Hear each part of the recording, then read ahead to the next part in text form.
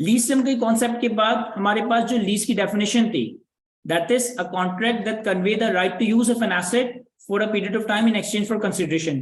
तो कंसिडरेशन के हवाले से बात करते हैं। इस कंसिडरेशन को आईएफआरएस 16 की टर्म्स में लीज पेमेंट्स कहा जाता है।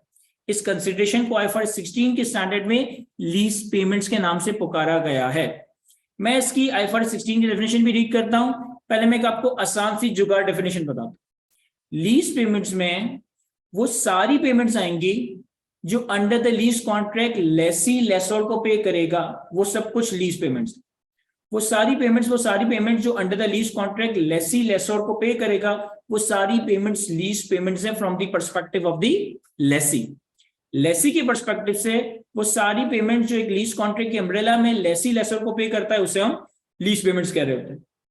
इसमें आपकी डाउन पेमेंट्स भी आ रही होंगी, इसमें आपके रेंटल्स भी आ रहे होंगे, इसमें आपकी गारंटीड रेजिडेंट वैल्यूज भी आ रही होंगी, इसमें आपकी एक्सटेंशन पेमेंट्स भी आ रही होंगी, इसमें आपकी बार्गेन परचेस प्राइसेस भी आ रही होंगी, और भी चीजें। वो सारी पेमेंट्स जो under the lease contract lessee lessor को पे करेगा, उससे हम लीज पेमेंट्स कहेंगे from the perspective of lessee. इसी तरह जब हम लेसोर की अकाउंटिंग कवर करेंगे तो लेसोर के पर्सपेक्टिव से भी मोर और लेस इसी तरह की डेफिनेशन है कि वो सारी पेमेंट जो under the lease contract lessor recover करेगा either from a lessee or from any other person, वो सारी पेमेंट जो लेसोर रिकवर करेगा अंडर द लीज कॉन्ट्रैक्ट, उन सारी पेमेंट्स को हम लीज पेमेंट्स का नाम दे रहे होंगे। थोड़ी बातें रीड करता हूं, फिर उसके बाद फर्दर डिस्कस करते हैं। What is lease payment? Payment by a lessee to a lessor for the right to use of an underlying asset during the lease term. It includes fixed payments, including in substance fixed payments less any lease incentives. वो lease contract की वो सारी payment जो कि fix payments हैं, इसमें down payments होंगी, इसमें फिक्स रेंटल्स होंगे।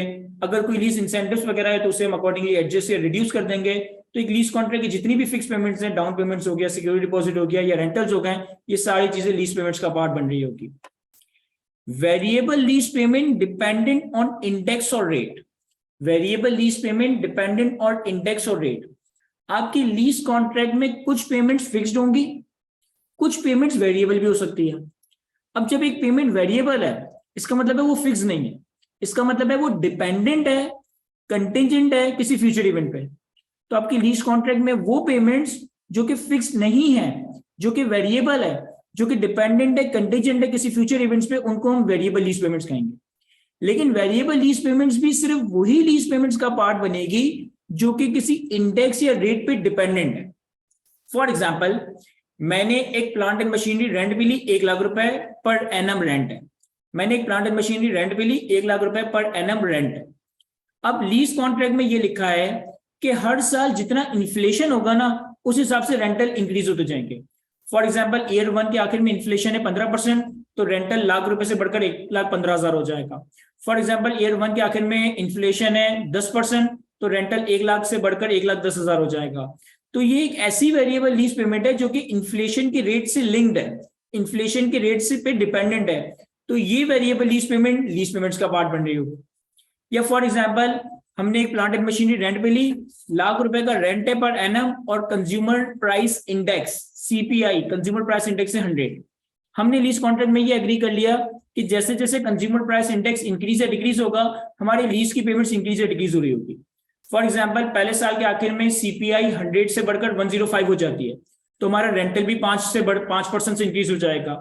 अब ये एक ऐसी वेरिएबल लीज पेमेंट है जो कि इंडेक्स पे बेस्ड है, जो कि कंज्यूमर प्राइस इंडेक्स पे बेस्ड है। तो वो वेरिएबल लीज पेमेंट जो किसी कंज्यूमर प्राइस इंडेक्स या किसी इन्फ्लेशन रेट वगैरह पे डिटरमाइन की जा रही हो, वो वेरिएबल लीज पेमेंट्स आपकी लीज पेमेंट्स का पार्ट बन रही होगी। आने वाले वक्तों में मैं आपको एक ये भी एरिया कवर करवाऊंगा कि कुछ वेरिएबल लीज पेमेंट्स ऐसी होंगी जो किसी इंडेक्स या रेट पे डिपेंडेंट नहीं होगी। फॉर एग्जाम्पल, मैंने एक प्लांट एंड मशीनरी रेंट पे ली, लाख रुपए का रेंट था, और मैंने कॉन्ट्रैक्ट में ये लिख दिया कि अगर इस प्लांट एंड मशीनरी ने पूरे साल में 1000 यूनिट्स प्रोड्यूस किए तो लाख रुपए का रेंटल होगा। लेकिन अगर 1000 से ज्यादा यूनिट्स प्रोड्यूस किए तो फिर रेंटल लाख नहीं 1,20,000 रुपए हुआ। अब ये जो 20,000 रुपए का कंपोनेंट है, ये भी वेरिएबल है, लेकिन ये 20,000 रुपए का कंपोनेंट किसी रेट या इंडेक्स पे डिपेंडेंट नहीं है, ये मशीनरी की आउटपुट कैपेसिटी पे डिपेंडेंट है। तो ये वेरिएबल लीज पेमेंट तो है, लेकिन ये इंडेक्स या रेट पे डिपेंडेंट नहीं है, तो इसे हम लीज पेमेंट का पार्ट नहीं बना रहे होंगे। मैं अभी फिलहाल इनकी अकाउंटिंग ट्रीटमेंट आपके साथ डिस्कस नहीं कर रहा, सिर्फ ये डिस्कस करना चाह रहा हूं कि लीज पेमेंट्स में कौन सी वेरिएबल लीज पेमेंट आएगी।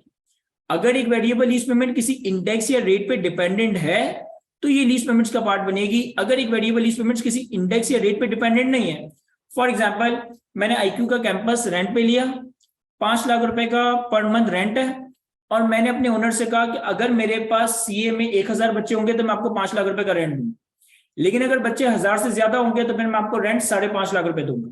अब ये जो 50,000 रुपए का एडिशनल रेंट या 50,000 रुपए का वेरिएबल रेंट, ये वेरिएबल तो है लेकिन ये dependent upon index or rate नहीं है, ये depending upon the number of students हैं।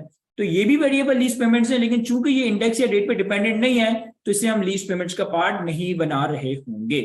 लीज पेमेंट्स में सिर्फ वही वेरिएबल लीज पेमेंट्स आएंगी जो कि किसी index, for example consumer price index, या किसी rate, for example inflation rate पे डिपेंडेंट है। आपने बहुत सारे ऐसे बोरिंग के अरेंजमेंट्स देखे होंगे, आने वाले वक्तों में देखेंगे, या इसी तरह से लीज अरेंजमेंट्स देखे होंगे, आने वाले वक्तों में देखेंगे, जिसमें इंटरेस्ट रेट फिक्स नहीं किया जाता, उसे काइबोर से लिंक किया जाता है। फॉर एग्जांपल आप स्टैंडर्ड चार्टर्ड बैंक में गए, आपने एक मोटर व्हीकल लीज पे लिया और स्टैंडर्ड चार्टर्ड बैंक वालों ने आपसे कहा कि हम आपको इंटरेस्ट चार्ज करेंगे काइबोर प्लस 5%। तो काइबोर प्लस 5% का हम आपसे इंटरेस्ट चार्ज करेंगे, यानी जैसे जैसे काइबोर इंक्रीज या डिक्रीज होगा तो आपके इंटरेस्ट की जो अमाउंट या इंटरेस्ट की जो पेमेंट है वो अकॉर्डिंगली इंक्रीज या डिक्रीज हो रही होगी। तो अगर एक लायबिलिटी में इंटरेस्ट काइबोर की बेसिस पे है तो ये वेरिएबल लीज पेमेंट्स नहीं है। वेरिएबल लीज पेमेंट्स का मतलब है वो पेमेंट जो इन्फ्लेशन रेट या कंज्यूमर प्राइस इंडेक्स के हिसाब से वेरी कर रही हो। अगर आपके कॉन्ट्रैक्ट में इंटरेस्ट रेट वेरिएबल रखा गया है तो ये इंटरेस्ट रेट वेरिएबल कहलाया जाएगा, ये वेरिएबल लीज पेमेंट्स नहीं कहलाई जाएगी। और अगर वेरिएबल इंटरेस्ट रेट हो तो फिर उसके लिए हम कोई सेपरेट काम कर रहे होते हैं, हम बेसिकली बार बार एक नया अमोर्टाइजेशन स्केड्यूल बना रहे होते हैं, जिसे हम इंशाल्लाह IFRS 9 और आने वाले वक्तों में IFRS 16 में भी कवर करेंगे। यहाँ उन वेरिएबल लीज पेमेंट्स की बात हो रही है जो कि इन्फ्लेशन या कंज्यूमर प्राइस इंडेक्स के हिसाब से वेरी कर रहे होंगे।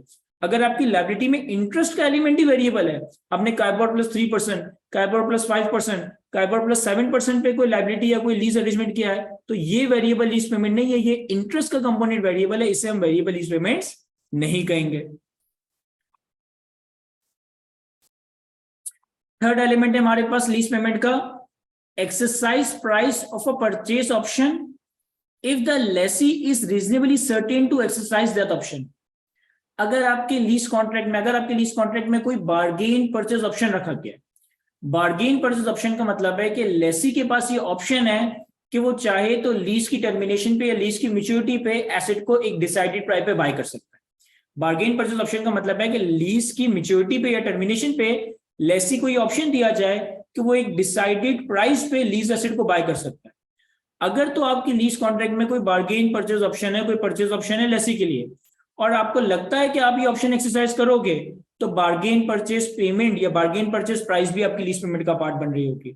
अगर आपको लगता है कि आप बार्गेन परचेज ऑप्शन को एक्सरसाइज नहीं करोगे तो फिर बार्गेन परचेज प्राइस को लीज पेमेंट का पार्ट नहीं बना रहे होंगे। सर हमें कैसे पता चलेगा कि बार्गेन परचेज ऑप्शन एक्सरसाइज होगा या नहीं होगा? अगेन ये भी एक एस्टिमेट है। फॉर एग्जाम्पल आपने एक लीज पे कोई व्हीकल रेंट पे लिया, 3 साल की लीज है, 3 साल के बाद आपको बार्गेन परचेज ऑप्शन दिया गया है कि आप 1 लाख रुपए में व्हीकल खरीद सकते हो। अब अगर आपको लगता है कि 3 साल के बाद इस व्हीकल की मार्केट वैल्यू 1 लाख या 1 लाख से कम है तो मैं बार्गेन परचेज ऑप्शन एक्सरसाइज नहीं करूंगा। लेकिन अगर 3 साल के बाद इस व्हीकल की मार्केट वैल्यू 1 लाख से ज्यादा है तो मोस्ट लाइकली है कि मैं इस बार्गेन परचेज ऑप्शन को एक्सरसाइज कर रहा हूँ, क्योंकि आप मार्केट वैल्यू से कम वैल्यू को उस एसेट को खरीद सकते हो। तो अगर आपको लगता है कि आप परचेज ऑप्शन को एक्सरसाइज करोगे तो बार्गेन परचेज प्राइस को आप लीज पेमेंट्स का पार्ट बनाओगे। अगर आपको लगता है कि आप बार्गेन परचेज ऑप्शन को एक्सरसाइज नहीं करोगे तो फिर आप अपनी बार्गेन परचेज प्राइस को लीज पेमेंट्स का पार्ट नहीं बनाएंगे। Fourth, lease termination penalties if lessee termination option was considered in setting the lease term. For example आपके लीज कॉन्ट्रैक्ट में, आपके लीज एग्रीमेंट में कोई टर्मिनेशन ऑप्शन रखा गया है या टर्मिनेशन के नतीजे में कोई पेनल्टी वगैरह आपको पे करनी है और आपने ये सोच रखा है कि हम इस लीज को टर्मिनेट कर देंगे, तो लीज की टर्मिनेशन के नतीजे में जितनी पेनल्टीज आपको पे करनी पड़ेंगी वो भी आप अपनी लीज पेमेंट्स का पार्ट कंसिडर करें। फॉर एग्जांपल एक जगह मैंने रेंट पे ली, एक बेंगलोर मैंने रेंट पे लिया 5 साल के लिए। ओनर ने मुझे कहा कि भाई किसी भी पॉइंट इन टाइम पे अगर आपको 5 साल से पहले टर्मिनेट करना है तो आपको मुझे 10 लाख रुपए की पेनल्टी देनी पड़ेगी। अब मैंने सोच रखा है कि यार मैंने 5 साल के लिए जगह रेंट पे तो ली है, लेकिन मैं सिर्फ 3 साल इस जगह को इस्तेमाल करूंगा, 3 साल के बाद लीज टर्मिनेट कर दूंगा। तो जब मैं लीज पेमेंट्स वर्कआउट करूंगा तो मैं 3 साल के रेंटल्स के बाद 3 साल की टर्मिनेशन पेनल्टी को भी अपनी लीज पेमेंट का पार्ट बना रहा हूंगा। जितनी जितनी बातें हम लीज पेमेंट्स में कवर करते जा रहे, एक बात आपके जहनों में आ रही होगी, या एक बात आप लोगों के जहन में ये क्रिएट हो रही होगी कि जिस तरह से लीज टर्म कोई एब्सोल्यूट नंबर नहीं था बल्कि एक एस्टिमेटेड नंबर था, इसी तरह से लीज पेमेंट्स भी कोई एब्सोल्यूट नंबर नहीं है बल्कि एक एस्टिमेटेड नंबर है। अगर हमें लगता है कि बार्गेन परचेज ऑप्शन एक्सरसाइज होगा तो बार्गेन परचेज प्राइस को लीज पेमेंट का पार्ट बनाएंगे। अगर हमें लगता है कि बार्गेन परचेज ऑप्शन एक्सरसाइज नहीं होगा तो बार्गेन परचेज प्राइस को लीज पेमेंट्स का पार्ट नहीं बनाएंगे। अब बार्गेन परचेज ऑप्शन को एक्सरसाइज करने या ना करने का डिसीजन हमारा चेंज हो सकता है। इसी तरह अगर आपको लगता है कि लीज टर्मिनेट होगी तो टर्मिनेशन पेनल्टीज लीज पेमेंट का पार्ट बनेगी। अगर आपको लगता है कि लीज टर्मिनेट नहीं होगी तो टर्मिनेशन पेनल्टीज लीज पेमेंट का पार्ट नहीं बनेगी। लेकिन लीज को टर्मिनेट करने या ना करने का डिसीजन हमारा चेंज हो सकता है, और जैसे जैसे डिसीजन चेंज होगा तो हमारी लीज पेमेंट्स भी चेंज हो रही होगी। अकॉर्डिंगली यहाँ पे हम अपनी लीज को रीमेजर करेंगे और इस कॉन्सेप्ट को हम इंशाल्लाह रीमेजरमेंट ऑफ लीज के कॉन्सेप्ट के साथ कवर कर रहे होंगे। तो ये तो कुछ चीजें ऐसी थी जो कि लीज पेमेंट्स का पार्ट बनेगी from both the perspective of lessee, from both the perspective of lessor. Number 1 fix payments, इसमें हमारी डाउन पेमेंट आ रही होगी, इसमें हमारे रेंटल्स आ रहे होंगे। नंबर 2 वेरिएबल लीज पेमेंट्स, वो वेरिएबल लीज पेमेंट जो किसी इंडेक्स या रेट पे डिपेंडेंट है। नंबर 3 बार्गेन परचेज प्राइस, अगर लीज कॉन्ट्रैक्ट में कोई बार्गेन परचेज ऑप्शन रखा गया है लेसी के लिए और लेसी को लगता है कि वो ऑप्शन एक्सरसाइज करेगा तो बार्गेन परचेज प्राइस भी लीज पेमेंट्स का पार्ट बनेगी। एंड नंबर 4 टर्मिनेशन पेनल्टीज, अगर टर्मिनेशन के नतीजे में कोई पेनल्टीज पे करनी है और लेसी को लगता है कि वो टर्मिनेट करेगा तो फिर टर्मिनेशन पेनल्टीज को भी हम लीज पेमेंट्स का पार्ट बना रहे होंगे। एक दो चीजें और भी हैं जो कि लेसी की पर्सपेक्टिव से अलग, लेसोर के पर्सपेक्टिव से अलग है। For lessee, lease payment shall also include for lessee amount expected to be payable by the lessee under the residual value guarantee, and for lessor any residual value guarantee provided to the lessor by the lessee, a party related to the lessee or a third party unrelated to the lessor that is financially capable of discharging the obligation with the guarantee। अगर हमारे lease contract में लेसी ने कोई residual value का amount guarantee किया है और इस गारंटीड रेजिडुअल वैल्यू के नतीजे में लेसी को लगता है कि उससे कोई पेमेंट लेसर को करनी पड़ जाएगी तो वो पेमेंट भी लीज पेमेंट्स का पार्ट बनेगी।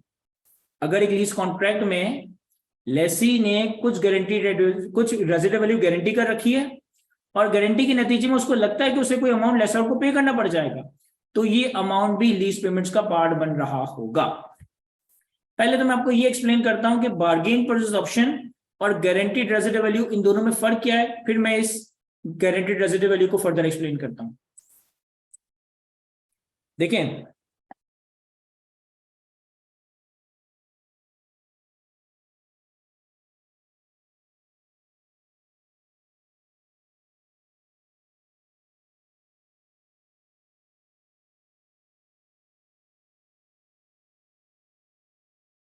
मैंने 2 टर्म इस्तेमाल किए हैं।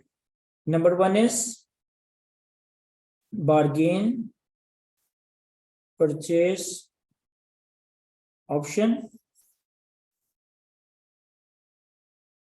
एंड नंबर 2 इज गारंटीड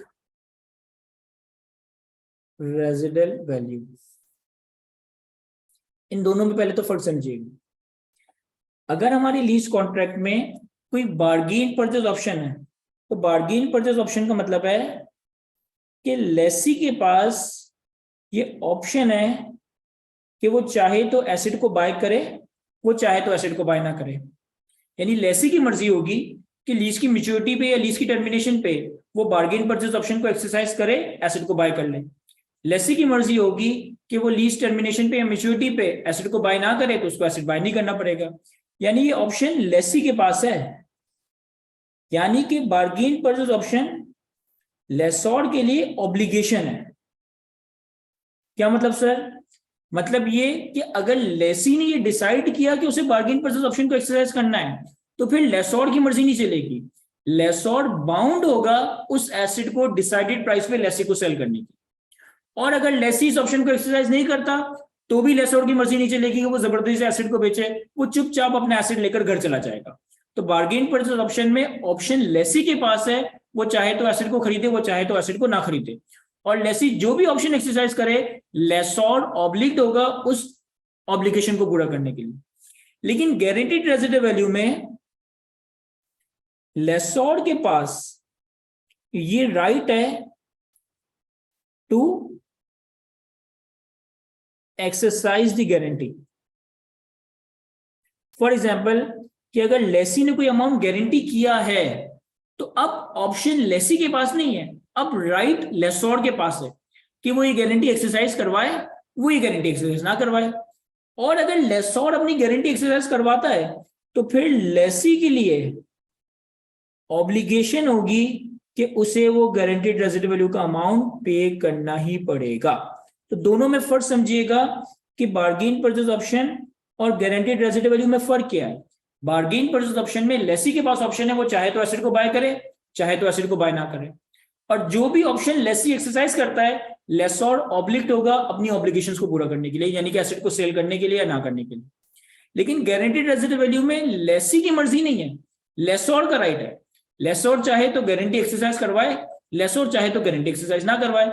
अगर लेसोर गारंटी एक्सरसाइज नहीं करवाता तो कुछ भी नहीं होगा, अगर लेसोर गारंटी एक्सरसाइज करवाता है तो फिर लेसी की जिम्मेदारी होगी, लेसी की ऑब्लिगेशन होगी कि उसे गारंटीड रेजिडुअल वैल्यू का अमाउंट लेसोर को पे करना पड़ेगा। तो पहले तो आपने अपने ज़हनों में क्लियर रखना है कि bargain purchase option is something else and guaranteed residual value is something else. Bargain purchase option में लेसी के पास ये राइट है एसेट को बाय करने या ना करने का, लेसोर ऑब्लिग्ड है, अगर लेसी ऑप्शन एक्सरसाइज करता है तो उसे एसेट बेचना ही पड़ेगा। गारंटीड रेजिडुअल वैल्यू में लेसोर के पास ये राइट है और रेजिडुअल वैल्यू गारंटी को एक्सरसाइज करवाने का या ना करवाने का। अगर लेसोर रेजिडुअल वैल्यू गारंटी एक्सरसाइज करवाता है तो फिर लेसोर की ऑब्लिगेशन है कि वो गारंटीड रेजिडुअल वैल्यू का अमाउंट पे कर रहा होगा। अब वापस हम अपनी लीज पेमेंट की डेफिनेशन पे आते हैं। लीज पेमेंट की डेफिनेशन में हमने कहा for lessee amount expected to be payable by the lessee under the residual value guarantee। Lessee के पर्सपेक्टिव से लीज पेमेंट में अब वो अमाउंट कंसिडर करोगे जो कि गारंटीड रेजिडुअल वैल्यू के नतीजे में लेसी को पे करना पड़ सकता है। क्या मतलब, देखें फॉर एग्जांपल हम 3 केसेस बनाते हैं, केस 1, केस 2 इन केस 3। इन तीनों केसेस में एसेट की एक्सपेक्टेड रेजिडुअल वैल्यू है 1 लाख, एक्सपेक्टेड रेजिडुअल वैल्यू है 1 लाख और एक्सपेक्टेड रेजिडुअल वैल्यू है 1 लाख। पहले वाले केस में गारंटी बाय लेसी यह है 70,000 रुपए। दूसरे वाले केस में गारंटीड बाय लेसी यह है 1 लाख रुपए और तीसरे वाले केस में गारंटीड बाय लेसी यह है 1,20,000 रुपए। अब देखिए पहले वाले केस में एसेट की एक्सपेक्टेड रेजिडुअल वैल्यू 1 लाख रुपए कि लीज की मैच्योरिटी पे या लीज की टर्मिनेशन पे एक्सपेक्टेड है कि रेजिडुअल वैल्यू होगी 1 लाख रुपए और लेसी ने गारंटी की 70,000 रुपए। अब अगर एक एसेट की एक्सपेक्टेड रेजिडुअल वैल्यू 1 लाख रुपए है तो लेसोर हमसे गारंटी एक्सरसाइज क्यों करवाएगा, मार्केट में जाके 1 लाख रुपए का बेच देगा और चूंकि वो मार्केट में जाके 1 लाख रुपए का बेच देगा तो जब आप ये लीज पेमेंट डिसाइड करोगे from the perspective of Lesi तो इसमें कोई अमाउंट आप लीज पेमेंट्स का पार्ट नहीं बना रहे होंगे। सेकंड केस में क्योंकि हमें कुछ पे ही नहीं करना पड़ेगा ना, अगर एक एसेट की रेजिडुअल वैल्यू एक्सपेक्टेड लाख रुपए और मैंने 70,000 गारंटी किया हुआ है तो कौन बेवकूफ लेसर होगा कि वो मुझे 70,000 रुपए पे फोर्स करे, वो जाके मार्केट में 1 लाख रुपए का बेच देगा, वो मार्केट में जाके 1 लाख रुपए का बेच देगा तो मुझे तो कुछ पे करना ही नहीं पड़ेगा, तो लीज पेमेंट्स में 0 अमाउंट आ जाएगा। सेकंड केस में एक्सपेक्टेड रेजिडुअल वैल्यू 1 लाख रुपए और लेसी ने गारंटी किया 1 लाख रुपए। अगेन अगर 1 लाख रुपए की रेजिडुअल वैल्यू है और 1 लाख रुपए ही गारंटी किया है तो लेसर उसे मार्केट में भी बेच सकता है 1 लाख रुपए का, यानी मुझे ओवर एंड अबव कुछ भी पे नहीं करना पड़ेगा। तो जब मैं लीज पेमेंट्स डिटरमाइन करूंगा from the perspective of Lesi तो मैं कोई अमाउंट गारंटीड रेजिडुअल वैल्यू को कंसीडर नहीं करूंगा। लेकिन थर्ड केस में एसिड की एक्सपेक्टेड रिजर्व वैल्यू है ₹1,00,000 और लेसी ने गारंटी कर दी 1,20,000 रुपए। अब यहाँ पे मोस्ट सर्टेन है या मोस्ट लाइकली है कि लेसोर इस गारंटी को एक्सरसाइज करेगा ही, और लेसोर इस गारंटी को एक्सरसाइज करेगा ही, तो जो मुझे एक्सेस अमाउंट है एसेट की fair value expected residual value की ओवर एंड अबव वो पे करना पड़ेगा। तो इस केस में जब मैं लीज पेमेंट्स कैलकुलेट करूंगा तो मैं 20,000 रुपए को लीज पेमेंट्स का पार्ट बना रहा हूंगा। यानी कि एक लीज कॉन्ट्रैक्ट में अगर लेसी ने कोई अमाउंट गारंटी किया हुआ है और इस गारंटी के नतीजे में उसे कुछ पे करना पड़ सकता है, तो जो अमाउंट पे करना पड़ सकता है वो लीज पेमेंट्स का पार्ट बनेगा। अगर ₹1,00,000 की रेजिडुअल वैल्यू और हमने 70,000 गारंटी की है तो हमें कुछ पे नहीं करना पड़ेगा। अगर ₹1,00,000 की रेजिडुअल वैल्यू और ₹1,00,000 गारंटी की है तो भी हमें कुछ पे नहीं करना पड़ेगा, क्योंकि लाख का तो एसेट ही है ना। लेकिन अगर ₹1,00,000 की रेजिडुअल वैल्यू और हमने 20 गारंटी किया हुआ है तो इसका मतलब है मैं 20,000 रुपए एसेट की रेजिडुअल वैल्यू के ओवर एंड अबव पे करने पड़ सकते हैं। तो इस 20,000 रुपए की एक्सेस अमाउंट को आप लीज पेमेंट्स का पार्ट बना रहे होंगे। इसके बाद लेसोर के पर्सपेक्टिव से देखते हैं। लेसोर की पर्सपेक्टिव से लिखा है फॉर लेसोर। अच्छा, लेसोर की अकाउंटिंग हम बाद में कवर करेंगे, पहले हम थोड़े जनरल कॉन्सेप्ट्स कवर कर रहे हैं, उसके बाद हम लेसी की अकाउंटिंग कवर करेंगे और उसके बाद फिर हम लेसोर की अकाउंटिंग कवर करेंगे। तो कुछ थोड़ा बहुत एक्सप्लेन कर देता हूं।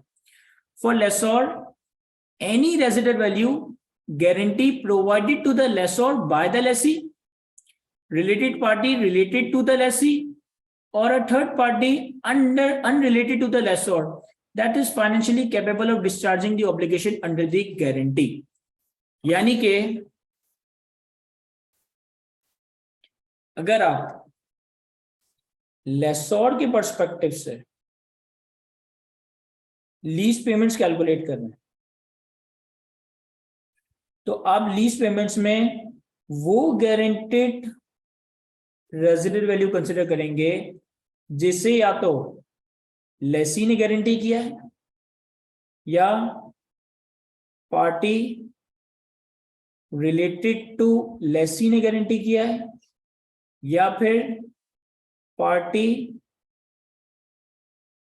अनरिलेटेड टू लेसी ने गारंटी किया, सॉरी अनरिलेटेड टू लेसोर ने गारंटी किया। लेसी के पर्सपेक्टिव से लीज पेमेंट अलग कैलकुलेट किया जाएगा, लेसोर के पर्सपेक्टिव से लीज पेमेंट अलग कैलकुलेट किया जाएगा। लेसी के पर्सपेक्टिव से जब लीज पेमेंट कैलकुलेट होगा तो सिर्फ वही गारंटीड रेजिडुअल वैल्यू कंसीडर की जाएगी जो लेसी को पे करनी पड़ सकती है, और वो कब होगा जब गारंटी का अमाउंट एक्सपेक्टेड रेजिडुअल वैल्यू से ज्यादा हो। लेसोर के पर्सपेक्टिव से जब लीज पेमेंट्स और गारंटीड रेजिडुअल वैल्यू कैलकुलेट की जाएगी तो इसमें वो अमाउंट भी कंसीडर होगा जो लेसी ने गारंटी किया है, वो अमाउंट भी कंसिडर होगा जो किसी लेसी की थर्ड रिलेटेड पार्टी ने गारंटी किया है, और वो अमाउंट भी कंसिडर होगा जो किसी ऐसी थर्ड पार्टी ने गारंटी किया है जो कि लेसोर की अनरिलेटेड पार्टी यानी कि लेसोर की रिलेटेड पार्टी ने। तो सर कौन सा अमाउंट कंसिडर नहीं होगा? सवाल ये है कि कौन सा अमाउंट कंसिडर नहीं होगा। सर अगर कोई अनगारंटीड अमाउंट है, यानी रेजिडुअल वैल्यू का कोई पोर्शन ऐसा है जिसे कोई भी गारंटी नहीं कर रहा, ना लेसी गारंटी कर रहा है, ना लेसी की रिलेटेड पार्टी गारंटी कर रही है, ना लेसोर की रिलेटेड पार्टी गारंटी कर रही है, कोई भी गारंटी नहीं कर रहा, तो ये अनगारंटीड रेजिडुअल वैल्यू को आप लीज पेमेंट्स का पार्ट नहीं बनाओगे from the perspective of lessor. और कौन सी पेमेंट हो सकती है? Sir guaranteed by party related to lessor. अगर कोई ऐसा अमाउंट है जो लेसोर की ही रिलेटेड पार्टी ने गारंटी किया हुआ है तो वो तो एक तरीके से लेसोर की रिलेटेड पार्टी का मतलब है कि लेसोर की अपनी ही ऑब्लिगेशन बन गई, तो अब इस पेमेंट को भी हम गारंटीड रेजिडुअल वैल्यू कंसीडर नहीं कर रहे होंगे। मैं यहाँ सिर्फ एक ओवरव्यू दे रहा हूँ, डिटेल या प्रैक्टिकल एग्जांपल हम इंशाल्लाह लेसोर की अकाउंटिंग में कवर करेंगे। लेसी की पर्सपेक्टिव से सिर्फ वो रेजिडुअल वैल्यू ली जाएगी,